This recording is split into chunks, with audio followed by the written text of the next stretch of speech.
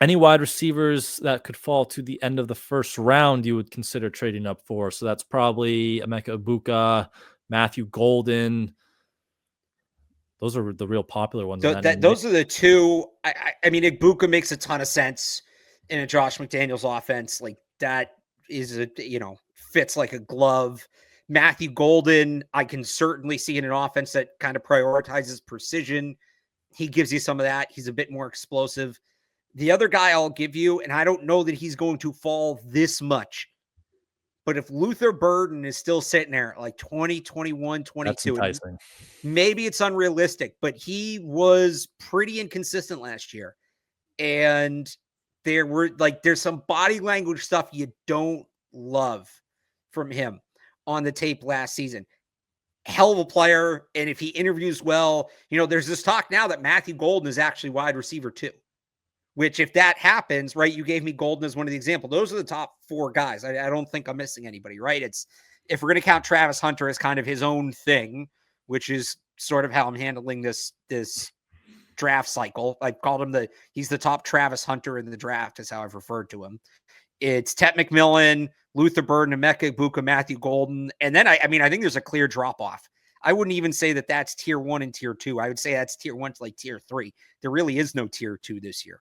So if it's Golden that ends up being wide receiver 2 and suddenly Burden's falling down, like him and the Josh McDaniels offense, that would be really fascinating to watch because he's not that true slot. He's a Z, but he's really explosive. And I think he could do some of the Z slot stuff where I'm hesitant saying this about the Patriots in a rookie wide receiver because we've talked so much about how they've struggled in terms of development and failing to maximize guys. Luther Burden kind of feels like the player Josh McDaniels could maximize. Definitely. The skill set is awesome to watch. Like it's explosive, electric, as you just explained. Like there's a lot to like about Luther Burden if he slips in that range. Think though, I do think this has been kind of like my hot draft take. You know who loves trading up in the draft and he would be a great fit for? The Kansas City Chiefs. And there's this whole thing with his background about, so he's from St. Louis and there's a lot of good football players from that area and they were all leaving, to go to the Big Ten, or some of them were going to like Tennessee. Right. And he's a 5-star recruit. He was like a blue chip. I think he was top 20 in his class.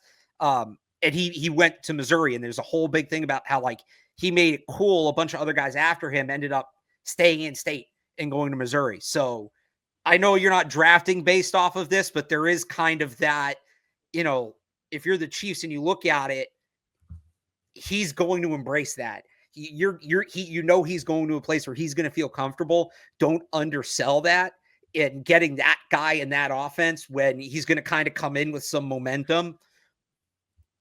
They love trading up. Awesome. It would cost them a lot. I think would be really hard for them to pass on. Yeah. Then again, they really need a lineman, so who knows? He'd be a really good fit there if that's the way they decide to go. What do you think? You're probably not trading up into the first round for this guy, but maybe at 38. Are you a Trey Harris fan, Ole Miss? And I like Trey Harris. So Evan's comp, I don't know if he's made this publicly. I hope I'm not spoiling it. His comp for Trey Harris has been Brandon LaFell. He's not a star. He's not like a star X receiver. He's not a guy you're going to build the offense around. But in this offense, assuming they're going to go back to the Josh McDaniels core concepts, you don't really need the X to be a star. You just kind of need him to be there when you need him to be there, if that makes sense. We saw Brandon Lloyd do it too.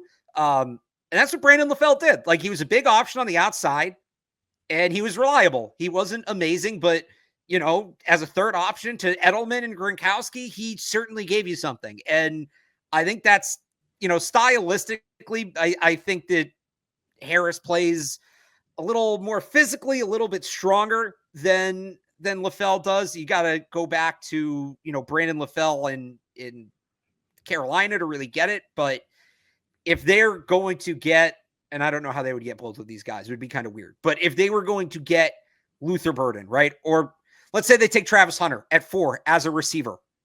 Okay, so that's your Z. And then you have Pop and Kendrick Bourne kind of mixing it in the slot. And then we're just going to put Trey Harris out here and he's our big body. Like, that would make some sense. Yeah. Or if they were to sign Christian Kirk, would be another one. Like you sign Christian Kirk, you put Trey Harris out there. Okay. And now you just, next year, we're looking in the draft. We're looking for the best freaking Z receiver we can find. Yeah. And he moves pretty well for that size too. He's such an interesting case because you look at like some of the analytics and like the yards per route run against man, zone, anything. Like he is at the top of all those charts. You see those graphs, like he's always way in the top right, just dominating. But then it's like it's that Ole Miss offense, which is hard to evaluate and it's hard to try to project how they transfer. But I do like, the size and the mobility for that size. I do like the skill set. So yeah, Brandon LaFell, that's a good one. Just kind of the role he could play in an offense if you have a good group around him. And he's not going to be the guy, but he can be a good kind of complementary piece in a wide receiver room.